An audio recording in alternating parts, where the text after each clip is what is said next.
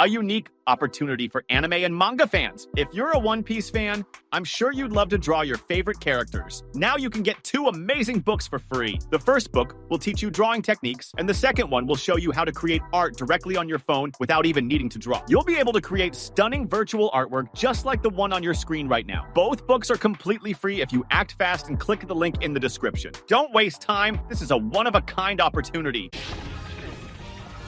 俺はモンキー・ディ・ルビーお前らを超えて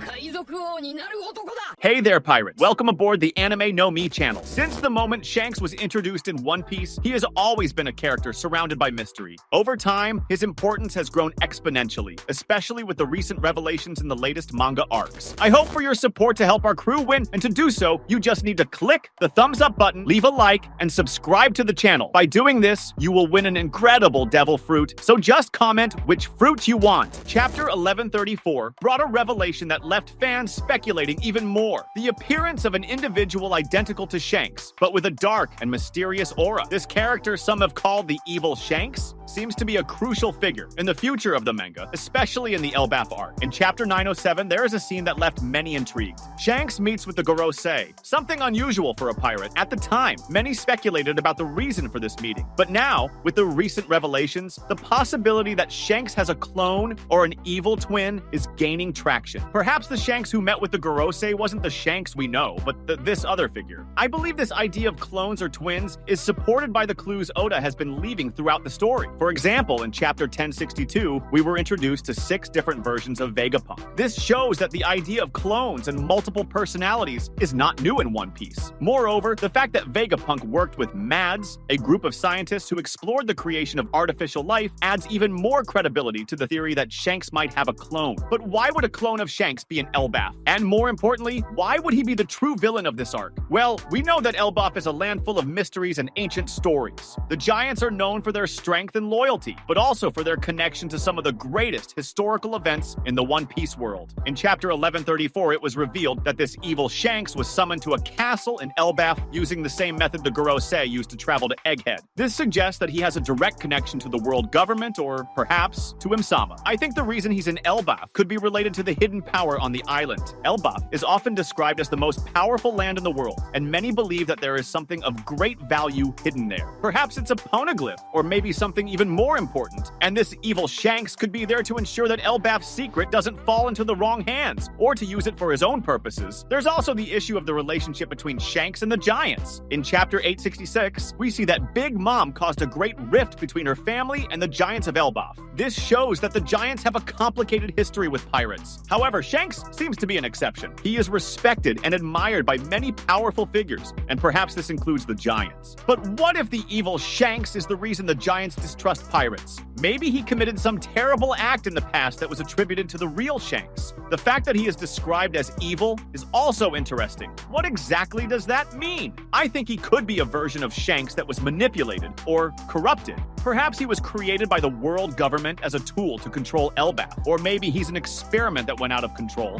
Whatever the case, his presence in Elbaf is not an accident. There's also the question of how Luffy fits into all of this. In chapter 1134, we see Luffy sensing a powerful and intimidating presence in the mountains of Elbaf.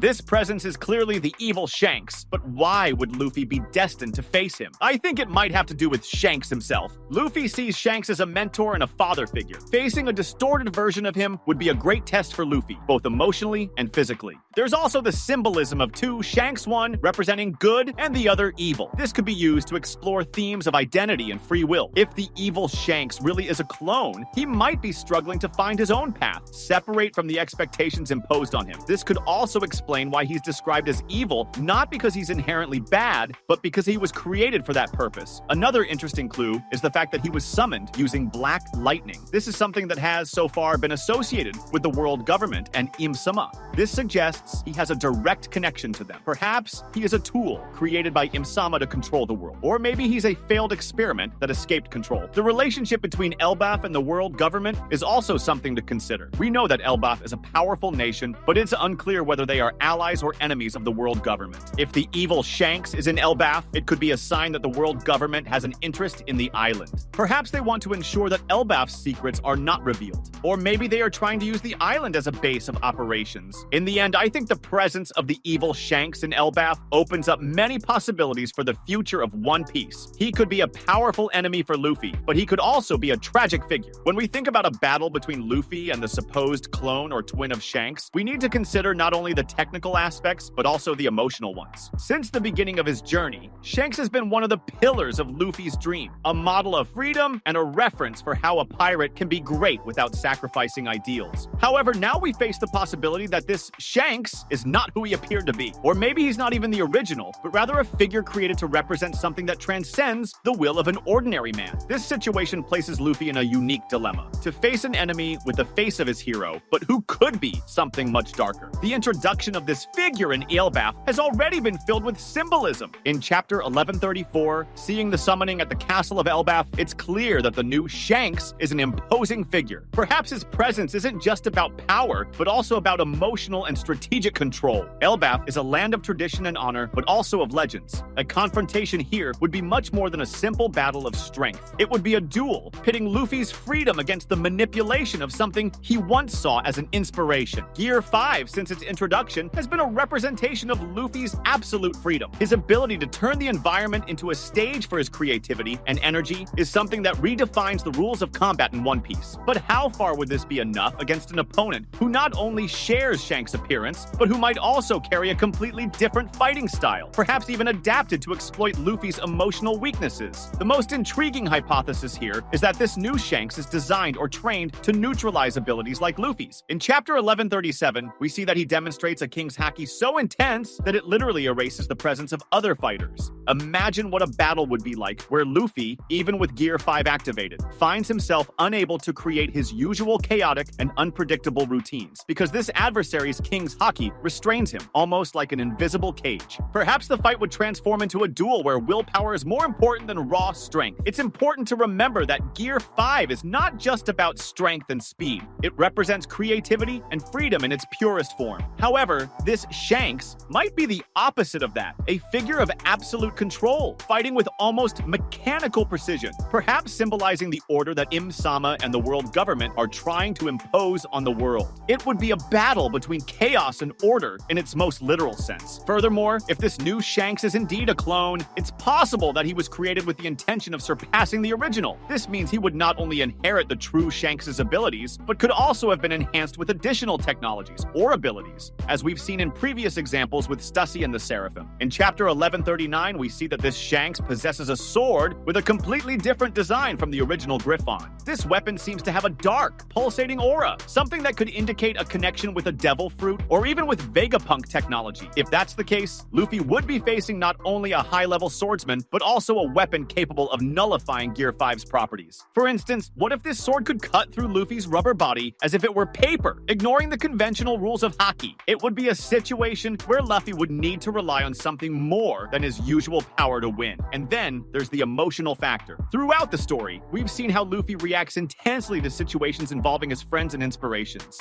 Facing someone who carries Shanks' face could destabilize him in ways we haven't seen before. Perhaps he would hesitate to use his full strength, fearing that he would destroy something he still sees as a representation of his childhood and the dream that motivated him to start his journey. This internal conflict could be exploited by the clone, making the battle not just physical, but also psychological. Another intriguing point is how the clone interacts with the context of Elbaf itself. If he truly became the villain of this land, it means that he was able to manipulate or subjugate the giants, an impressive feat given the pride and strength of this people. Perhaps he promised them something in exchange for loyalty, or maybe he demonstrated a power that left them with no choice. Either way, this puts Luffy in a position where he must prove that he is more worthy to lead or inspire the giants than this imposter. And it's not just a matter of defeating him. Luffy would have to earn the respect and trust of an entire people at a time when his own identity is being tested. In the end, the battle between Luffy and this new Shanks wouldn't just be about who is stronger. It would be a fight to define what it means to be free, what it means to inspire others, and what it means means to be worthy of carrying the straw hat.